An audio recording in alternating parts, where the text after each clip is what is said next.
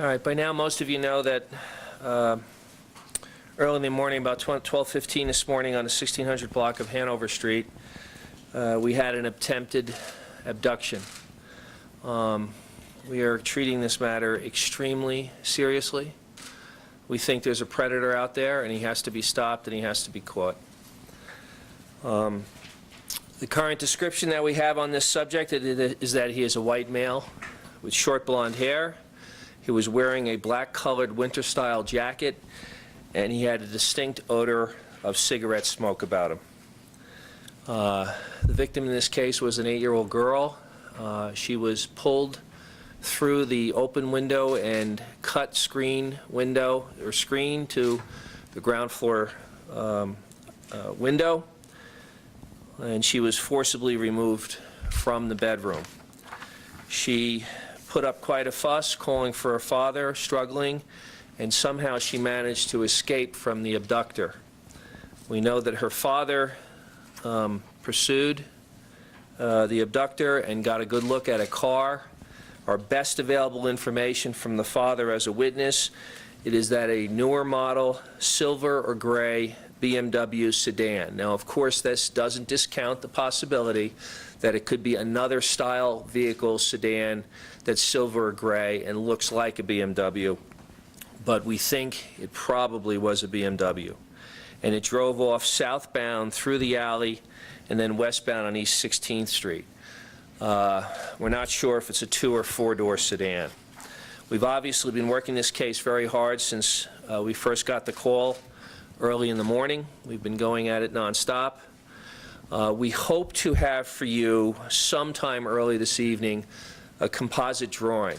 The child victim has been very, very cooperative and helpful with us and has participated in a forensic interview this afternoon, and we hope to conclude sometime shortly with a composite drawing that we'll give to you hopefully for your evening newscasts. We're also making available to you, and we'll get you an e-version of this. This is a bulletin about the event with a car that obviously isn't the car, but we think looks like the car that was involved. So we'll be sure to get this out to you. We are offering a $10,000 reward. It's only the second time in the history of the department that we've offered a reward that large.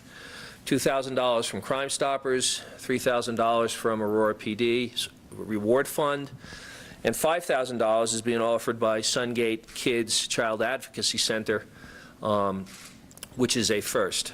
So I hope that conveys the seriousness of our passion to find this person as soon as possible.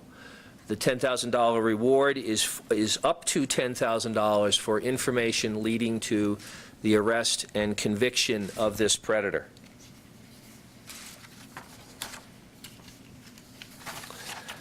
Now, in terms of additional investigative steps, we obviously have seized from the crime scene all the forensic evidence we possibly can.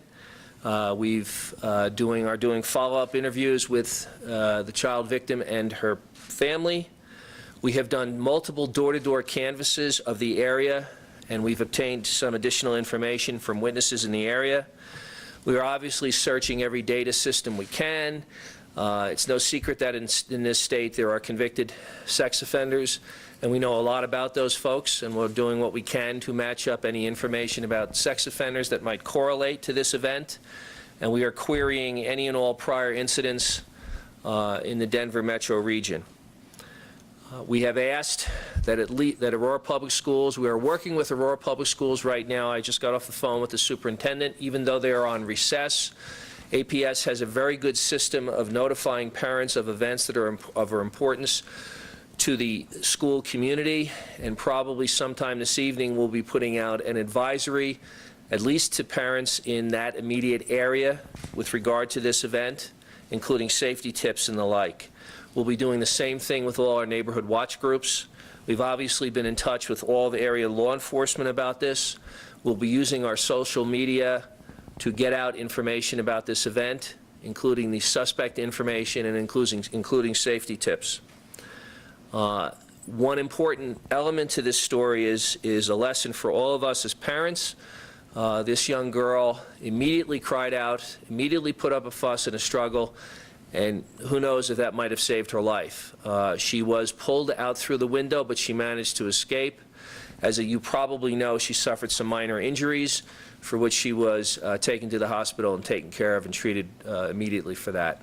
But who knows how the outcome might have been different were it not for the struggle and the noise and commotion that she put up, which drew her father immediately to the scene and was probably a factor in her escape. In terms of cautions to parents and cautions to anybody in the Denver metro area, and by the way, this happened to occur in Denver, in Aurora, a couple blocks from the Denver border, but obviously a predator like this could go anywhere and has no regard for jurisdictional boundaries. And part of the reason for this press conference is to alert the entire Denver metro area that this predator is on the loose, and we all need to be as watchful and vigilant as we can. In terms of safety measures, sensible, good, smart ideas for parents and residents in the area include leaving exterior lights on, making sure windows and doors are locked, reporting suspicious activity, calling 911 if you see anything in your community that causes concern, and obviously anything involving a silver or gray BMW driven by a white male with blonde hair. There's a role here, and obviously in a story for parents in the behavior of this child that contributed to her being rescued, the call for help, and the commotion that she raised the instant this occurred. So with that, and with the promise that we will get this document out to you right after this meeting, and we will get the composite out to you as soon as it is done. If you don't get it tonight, it's because we didn't feel comfortable that it was ready to be released. Hopefully you will get it tonight. If you don't get it tonight, we'll get it to you first thing in the morning. But whenever it's done, and there's a science to getting one of those done and done correctly, we'll get that out to you. So with those cautions and with the announcement of the $10,000 reward, again, the largest reward we've ever offered in the history of the department, I'll take some questions. Jim, can you comment? I mean, obviously, it's one thing if you see a kid and you take them off the street or try to do sort of a crime of opportunity, but so this person went right to her bedroom. I mean, what can you tell us about what possible connection or stalking or how that might have come about? Well, I've been in this business a long time. I've never seen anything like this, and obviously I wouldn't be here today as the chief giving this press conference if I didn't think that this was a terribly important event and that we really need your support, the media support, and the public support, tips and leads to catch this guy. And by the way, I'm sorry, I forgot to offer the phone numbers. Anybody who has any information on this suspect or any concerns or any leads, any possible ideas, you can call us anonymously through Crime Stoppers at 720-913-STOP or 720-913-7867. And you can also call Detective Chris Hurley, who is the lead detective on this case.